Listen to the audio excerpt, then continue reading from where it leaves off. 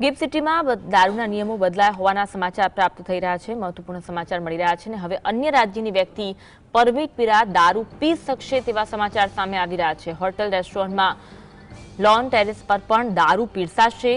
રૂમમાં દારૂ મંગાવવાની પણ છૂટછાટ અપાઈ હોવાના સમાચાર મળી રહ્યા છે। 25 મુલાકાતીઓના ગ્રુપને ટેમ્પરરી પરમિટની પણ જોગવાઈ કરવામાં આવી। રાજ્ય ગૃહ વિભાગ દ્વારા નોટિફિકેશન બહાર પડાયું છે। ગિફ્ટ સિટીમાં દારૂ પીરસવાના નિયમોમાં ફેરફાર કરવામાં આવ્યા છે। રૂમમાં દારૂ મંગાવવાની પણ છૂટછાટ અપાઈ હોવાના સમાચાર મળી રહ્યા છે। 25 મુલાકાતીઓના ગ્રુપને ટેમ્પરરી પરમિટની પણ જોગવાઈ આપવામાં આવી હોવાના સમાચાર રાજ્ય ગૃહ વિભાગ દ્વારા આ અંગેનું નોટિફિકેશન બહાર પાડવામાં આવ્યું છે। ગિફ્ટ સિટીમાં જે દારૂ પીરસવાના નિયમો હતા તેમાં બદલાવ જોવા મળી રહ્યો છે। ગિફ્ટ સિટીમાં દારૂ પીરસવાના નિયમોમાં ફેરફાર કરવામાં આવ્યો છે। અન્ય રાજ્યની વ્યક્તિ પરમિટ વિના દારૂ પી શકશે તેવો નિયમ સામે આવ્યો।